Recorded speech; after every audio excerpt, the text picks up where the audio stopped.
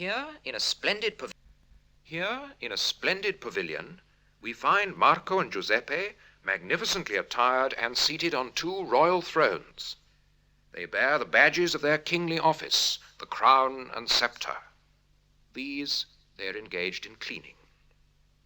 Their friends, the former gondoliers, are now dressed as courtiers and servants, officers and private soldiers.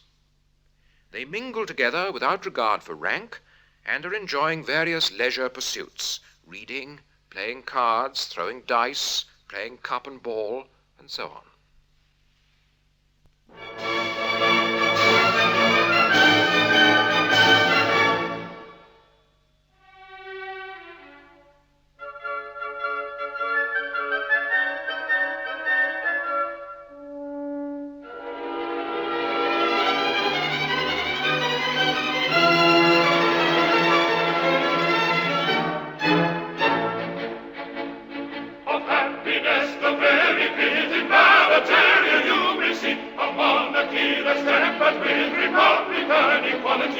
This form of government we find the low ideal of its kind, and despotism strict combined with absolute equality,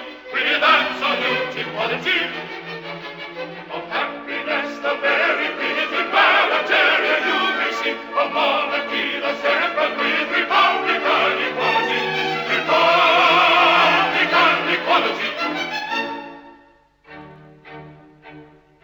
Kings of undue pride bereft, who act in perfect unity, whom you can order right and left with absolute impunity, who put their subjects at their ease by doing all they can to please, and thus to earn their bread and cheese seize every opportunity,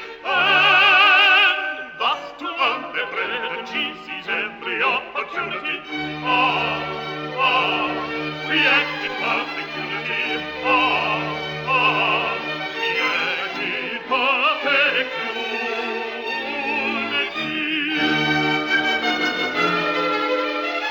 Of happiness the very breathing Barataria you may see, a monarchy that's tempered with republican equality,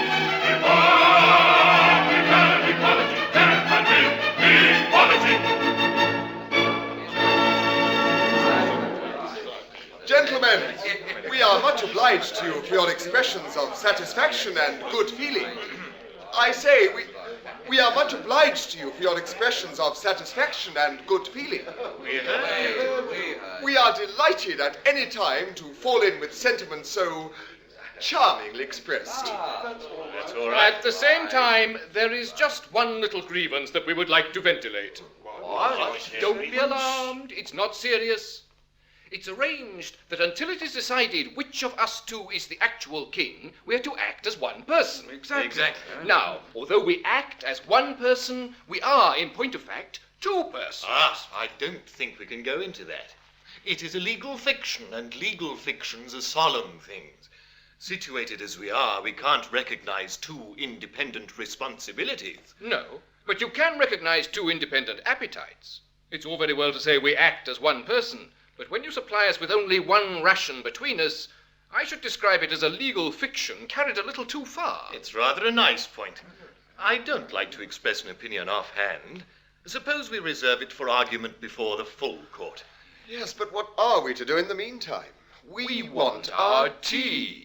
I think we may make an interim order for double rations on their Majesties entering into the usual undertaking to indemnify in the event of an adverse decision.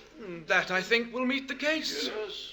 But you must work hard. Stick to it. Nothing like work. Oh, certainly. We quite understand that a man who holds the magnificent position of king should do something to justify it. We are called Your Majesty. We are allowed to buy ourselves magnificent clothes. Our subjects frequently nod to us in the streets. The sentries always return our salutes, and we enjoy the inestimable privilege of heading the subscription lists to all the principal charities. In return for these advantages, the least we can do is to make ourselves useful about the palace.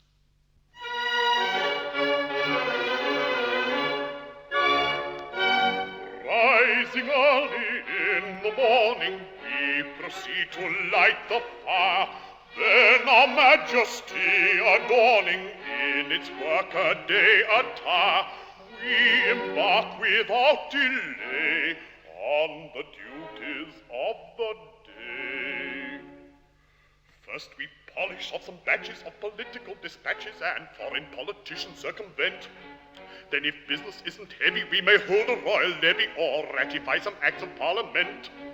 Then we probably review the household troops with the usual shalom, or receive with ceremonial and state an interesting Eastern potentate. After that we generally go and dress our private valet. It's a rather nervous duty, he's a touchy little man. Writes some letters literary for a private secretary. He is shaky in his spelling, so we help him if we can. Then in view of cravings inner, we go down and order dinner. Then we polish the regalia and the coronation plate. Spend an hour in titivating all our gentlemen in waiting, or we run on little errands for the ministers of state. Oh, philosophers may sing of the troubles of a king, yet the duties are delightful and the privilege is great. But the privilege and pleasure that we treasure beyond measure is to run on little errands for the ministers of state.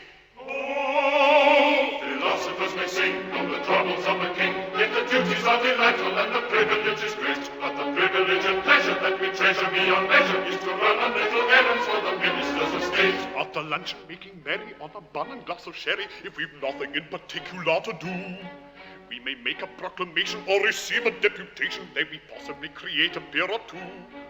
Then we help a fellow creature on his path, with the garter or the thistle or the bath. Or we dress and toddle off in semi-state to a festival, a function, or a fete. Then we go and stand in sentry at the palace private entry, marching hither, marching thither, up and down and to and fro, while the warrior on duty goes in search of beer and beauty, and it generally happens that he hasn't far to go. He relieves us if he's able, just in time to lay the table. Then we dine and serve the coffee, and at 12:30 or 1, with a pleasure that's emphatic, we retire to our attic with a gratifying feeling that our duty has been done. Oh, philosophers may sing of the troubles of a king, but of pleasures there are many, and of worries there are none. And the culminating pleasure that we treasure beyond measure is the gratifying feeling that our duty has been done. Oh, philosophers may sing of the troubles of a king, but of pleasures there are many, and of worries there are none. And the culminating pleasure that we treasure beyond measure is the gratifying feeling that our duty has been done.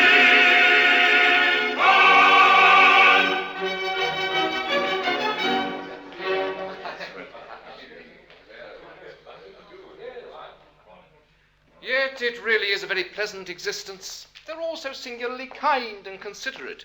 You don't find them wanting to do this or wanting to do that, or saying, "It's my turn now." No, they let us have all the fun to ourselves and never seem to grudge it. It makes one feel quite selfish. It almost seems like taking advantage of their good nature. How nice they were about the double ration. Oh, most considerate. Oh, there's only one thing wanting to make us thoroughly comfortable. And that is? The dear little wives we left behind us 3 months ago. Yes, it is dull without female society. We can do without everything else, but we can't do without that. And if we have that in perfection, we have everything. There is only one recipe for perfect happiness.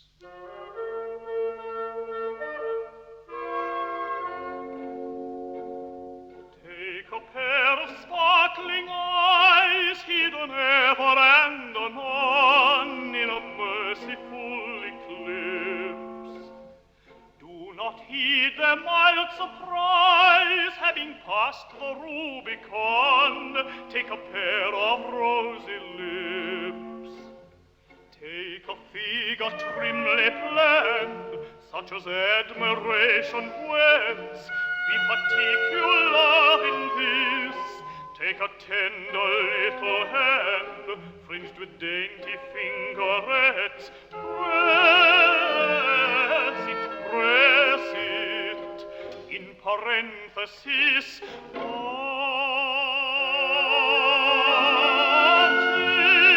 Take all these, you lucky man. Take and keep them if you can, if you can. Take all these, you lucky man. Take and keep them if you can, if you can.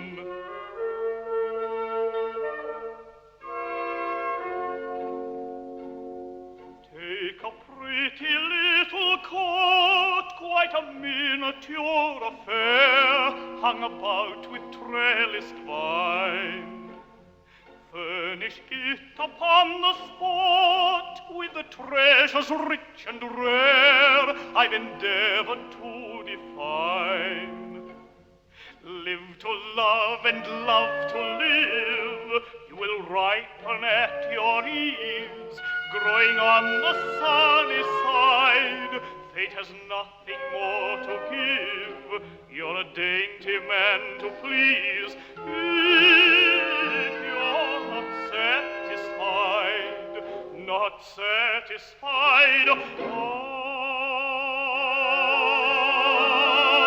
take my counsel, happy man, act upon it if you can, take my counsel, happy man, act upon it if you can,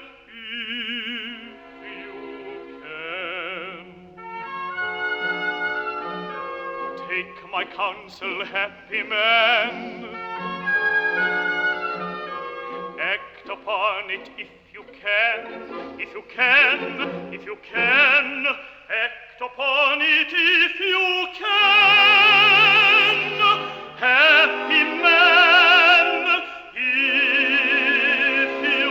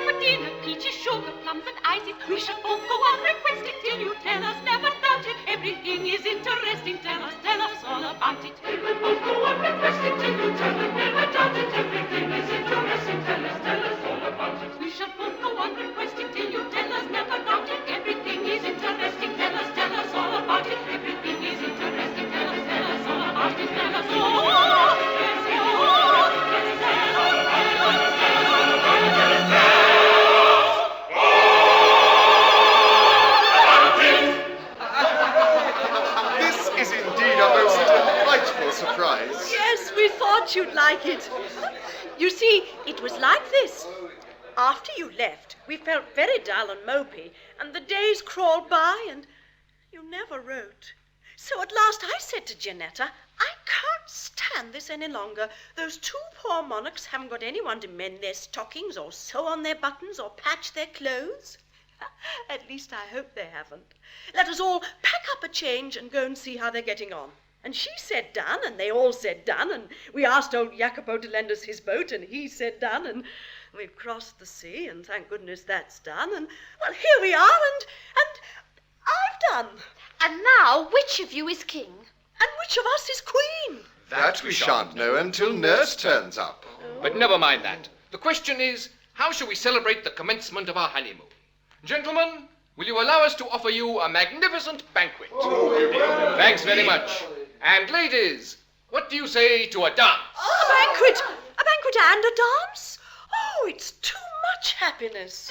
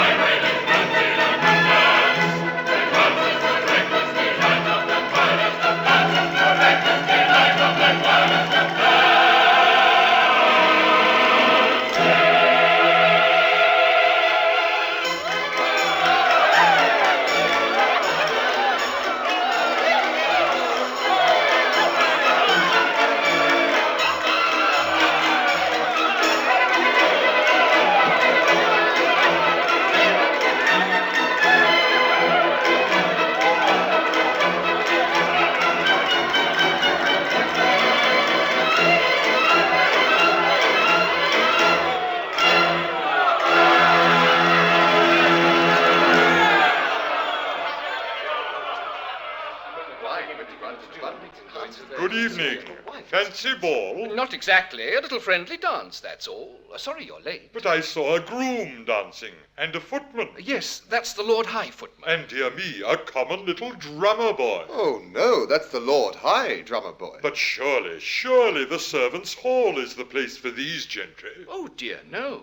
We have appropriated the servants' hall. It's the royal apartment, and accessible only by tickets obtainable at the Lord Chamberlain's office. We really must have some place that we can call our own. I'm afraid I'm not quite equal to the intellectual pressure of the conversation. You see, the monarchy has been remodeled on republican principles. What?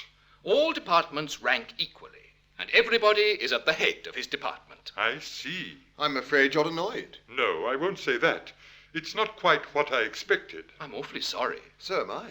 By the by, can I offer you anything after your voyage? A plate of macaroni and a rusk. No, nothing. Obliged to be careful. Yes, gout. You see, in every court there are distinctions that must be observed. There are there?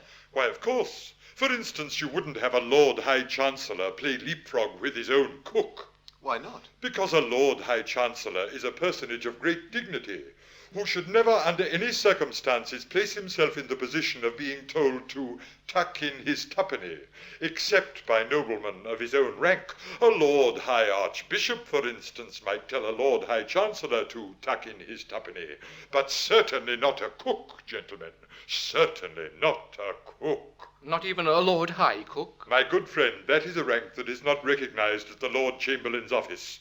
No, it won't do. I'll give you an instance in which the experiment was tried.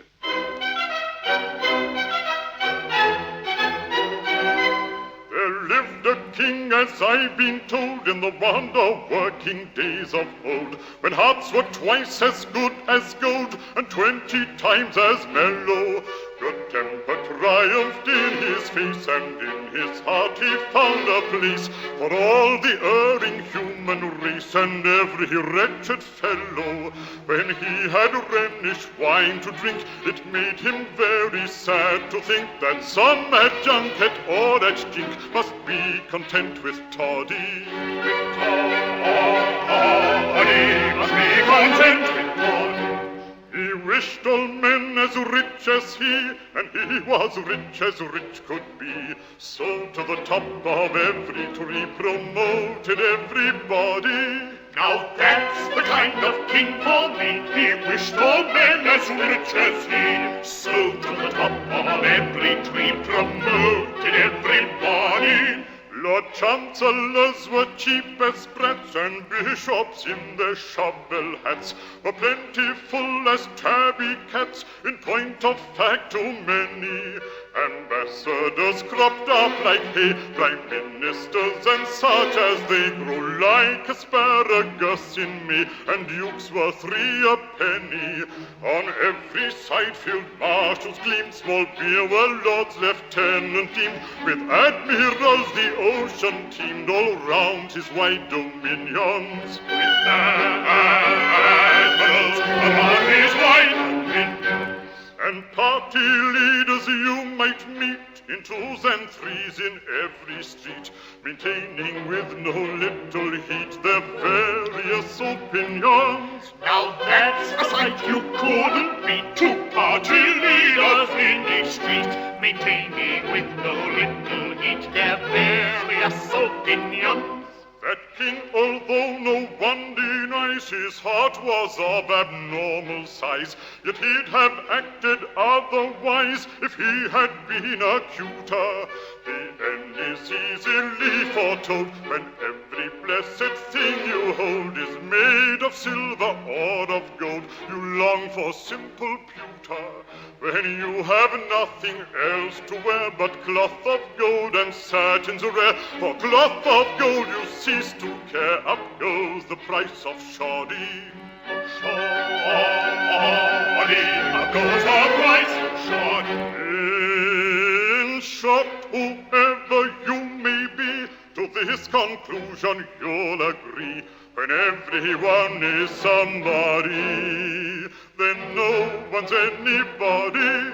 Now that's as plain can be. To this conclusion we agree. When everyone is somebody, then no one's anybody.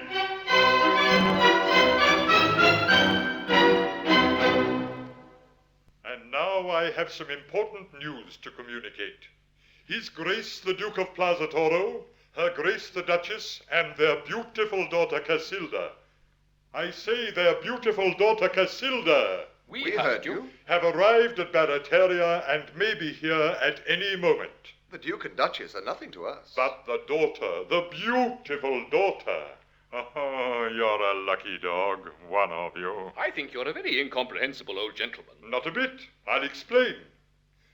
Many years ago, when you, whichever you are, were a baby, you, whichever you are, were married to a little girl who has grown up to be the most beautiful young lady in Spain. That beautiful young lady will be here to claim you, whichever you are, in half an hour. And I congratulate that one, whichever it is, with all my heart. Married when a baby? But we were married 3 months ago. One of you, only one. The other, whichever it is an unintentional bigamist. Well, upon my word. Huh? Who are these young people? Who are we? Why, their wives, of course. We've just arrived. Their wives? Oh, dear, this is very unfortunate. Oh, dear, this complicates matters. Dear, dear, what will Her Majesty say? And do you mean to say that one of these monarchs was already married? And that neither of us will be a queen? That is the idea I intended to convey. Oh. Tessa, my dear, dear child. Get away. Perhaps it's you. My poor, poor little woman. Don't. Who knows whose husband you are? And pray, why didn't you tell us all about it before they left Venice? Because if I had, No earthly temptation would have induced these gentlemen to leave two such extremely fascinating and utterly irresistible little ladies. Oh, there's something in that. I may mention that you will not be kept long in suspense, as the old lady who nursed the royal child is at present in the torture chamber waiting for me to interview her. Poor old girl. Hadn't you better go and put her out of her suspense? Oh, no, there's no hurry. She's all right. She has all the illustrated papers. However, I'll go and interrogate her, and in the meantime, may I suggest the absolute propriety of your regarding yourselves as single young ladies. Good evening. Well, here's a pleasant state of things. Delightful.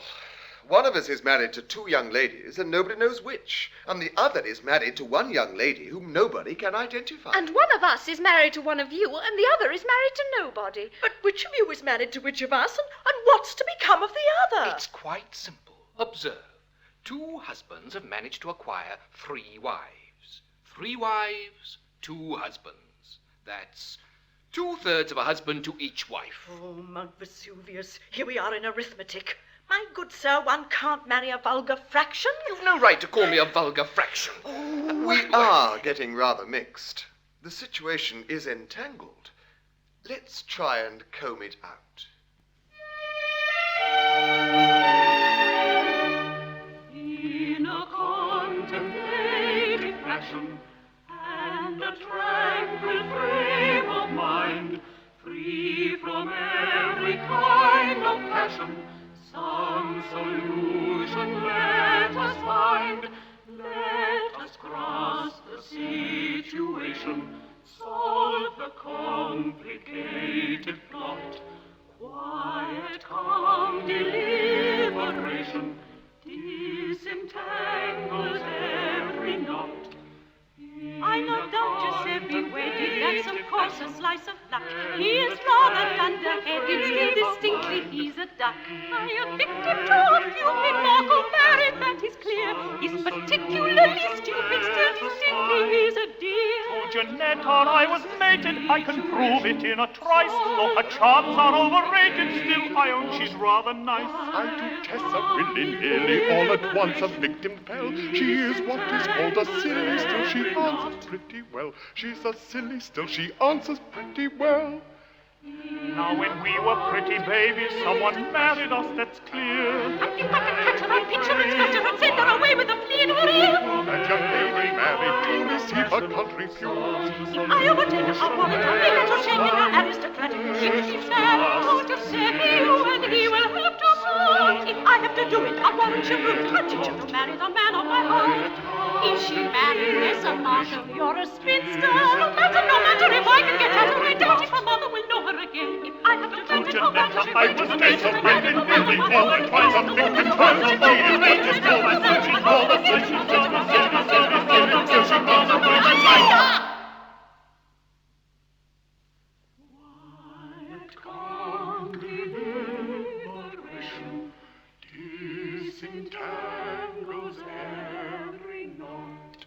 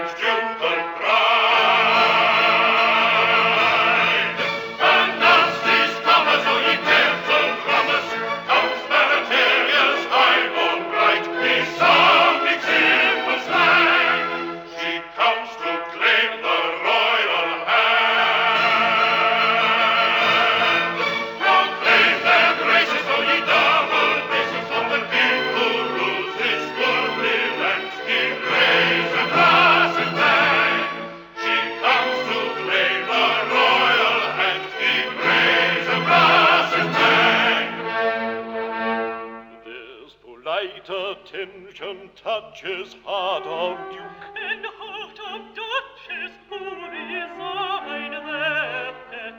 with profound regret.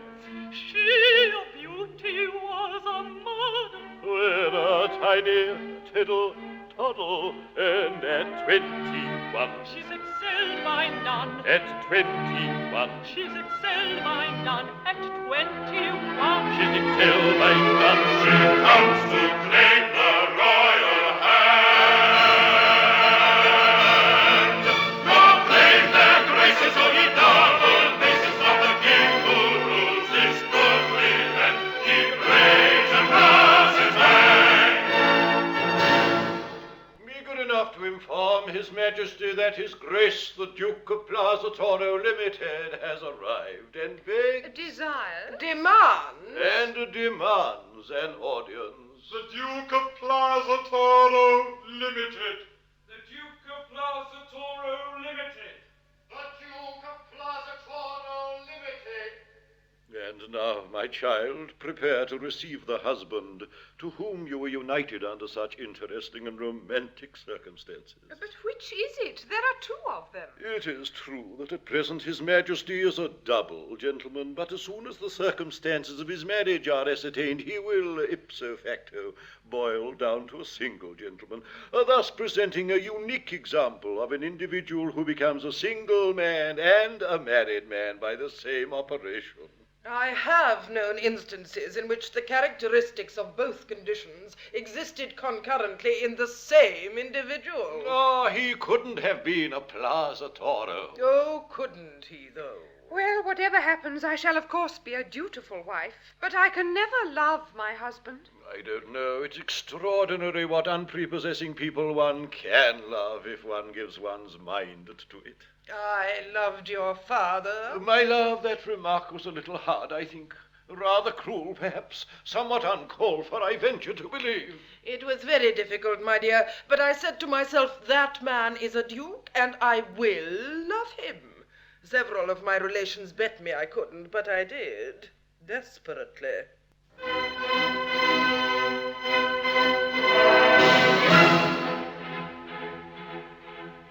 On the day when I was wedded to your admirable side, I acknowledge that I dreaded an explosion of desire. I was overcome with panic, for his temper was volcanic, and I didn't dare revolt, for I feared a thunderbolt.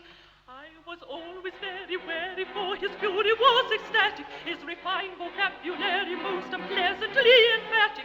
To the thunder of his tartar I knocked under like a martyr. When intently he was fuming, I was gently unassuming. When reviling me completely, I was smiling very sweetly. I was smiling very sweetly, very sweetly,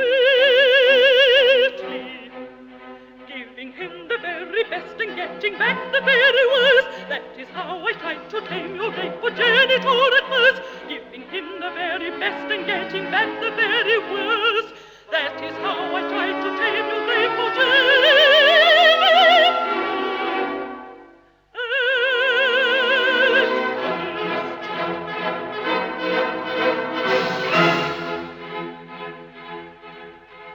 I found that a reliance on my threatening appearance, and a resolute defiance of my rival interference, and a gentle intimation of my firm determination to see what I could do. To be wife and husband too was the only thing required for to make his temper suffer, and you couldn't have desired a more reciprocating couple, ever willing to be wooing. We were billing, we were cooing. When I merely from him parted, we were nearly broken-hearted. When in sequel reunited, we were equally delighted. We were equally delighted, delighted. So with double-shotted guns and colours nailed to the mast, I tamed your insignificant progenitor at last. So with double-shotted guns and colours nailed to the mast, I tamed your insignificant progenitor.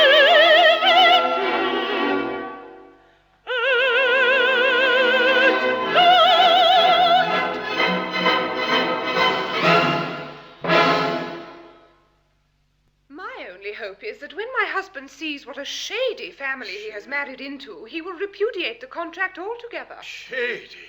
A nobleman shady who is blazing in the lustre of unaccustomed pocket money. A nobleman shady who can look back upon 95 quarterings. It is not every nobleman who is 95 quarters in arrear. I mean who can look back upon 95 of them. And this, just as I have been floated at a premium. Oh, fine.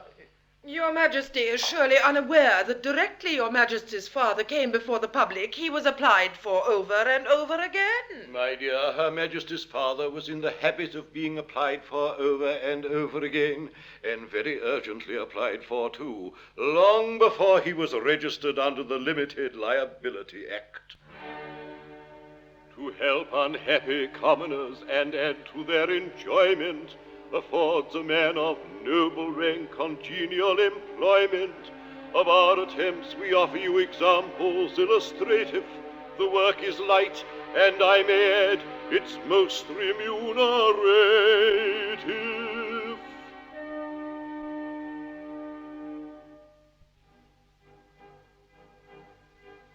Small titles and orders for mayors and recorders I get, and they're highly delighted. They're highly delighted. MPs baroneted, sham colonels gazetted, and second-rate aldermen knighted. Yes, aldermen knighted. Foundation stone laying I find very paying. It adds a large sum to my making. Large sum to his making. At charity dinners, the best of speech spinners, I get 10% on the takings. 1/10 of his takings. I present any lady whose conduct is shady or smacking of doubtful propriety. Doubtful propriety.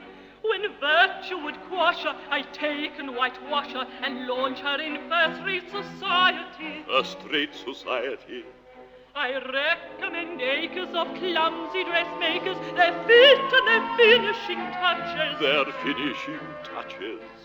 A sum in addition they pay for permission to say that they make for the Duchess. They make for the Duchess.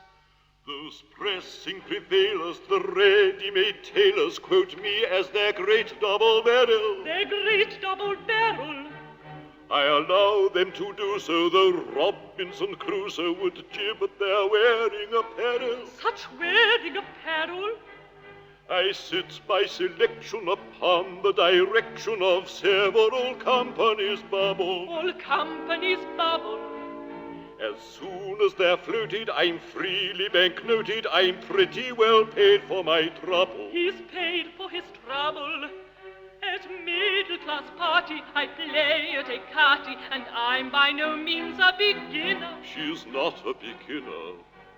To one of my station, the remuneration, 5 guineas a night and my dinner. And wine with her dinner. I write letters blatant on medicine's patient, and use any other you mustn't. Believe me, you mustn't. And vow my complexion derives its perfection from somebody's soap, which it doesn't. It certainly doesn't. We're ready as witness to anyone's fitness to fill any place or preferment. A place or preferment. We're often in waiting at junket or fating, and sometimes attend an interment. We enjoy an interment. In short, if you kindle the spark of a swindle, your sympathy into your conscience, into your clutches. Or hold me a debtor, you cannot do better than drop out a duke or a duchess. A duke or a duchess.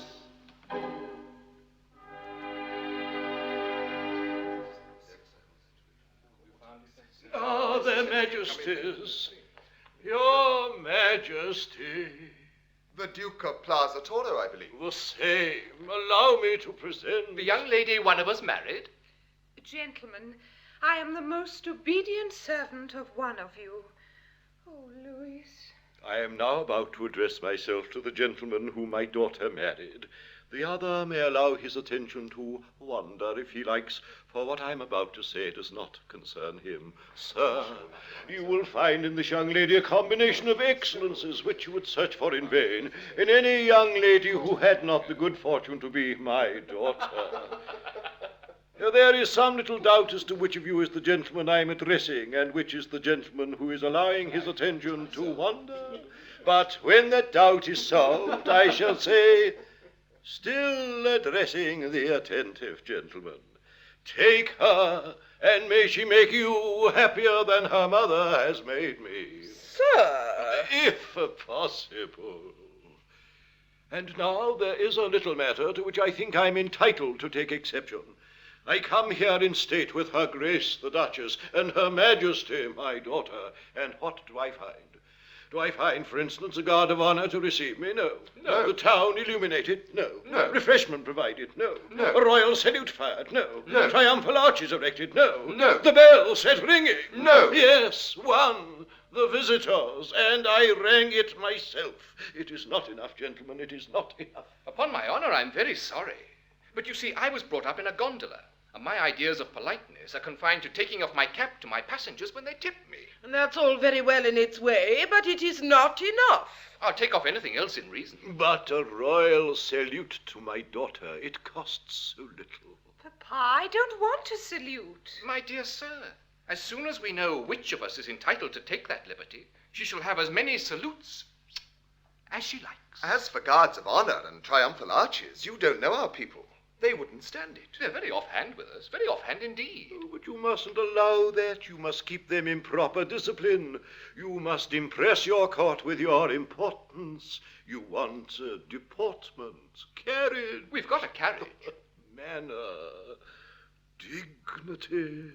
Now just attend to me. You are a king. I am a subject. Very good.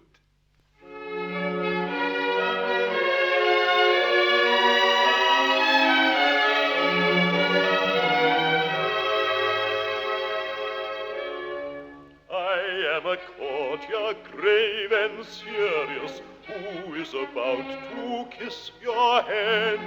Try to combine a pose imperious with a demeanor nobly bland. Let us combine a pose imperious with a demeanor nobly bland. That's, if anything, too unbending, too aggressively stiff and grand. Now to the other extreme you're tending. Don't be so deucedly condescending.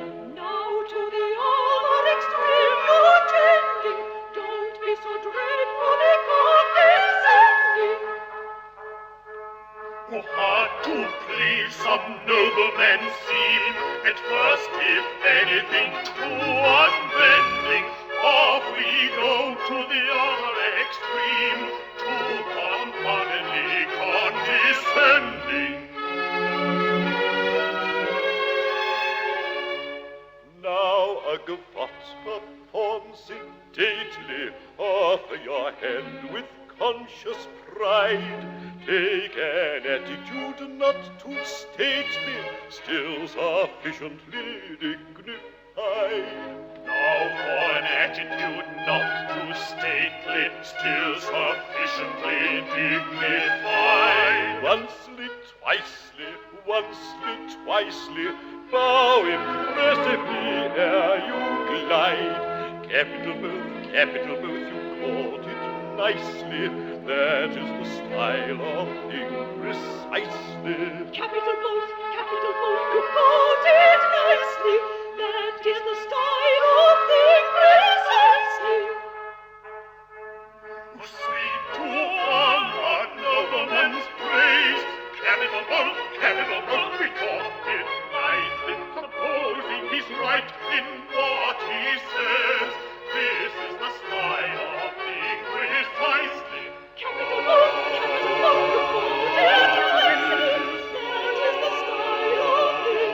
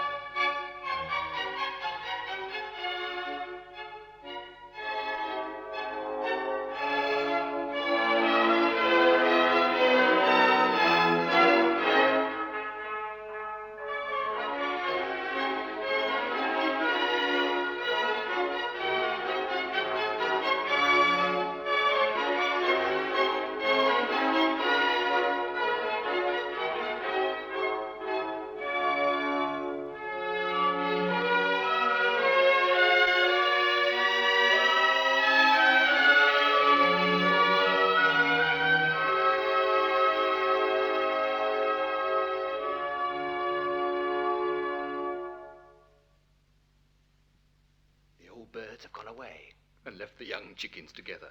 That's called tact. It's very awkward. We really ought to tell her how we are situated. It's not fair to the girl. Then why don't you do it? I'd rather not. You. I don't know how to begin.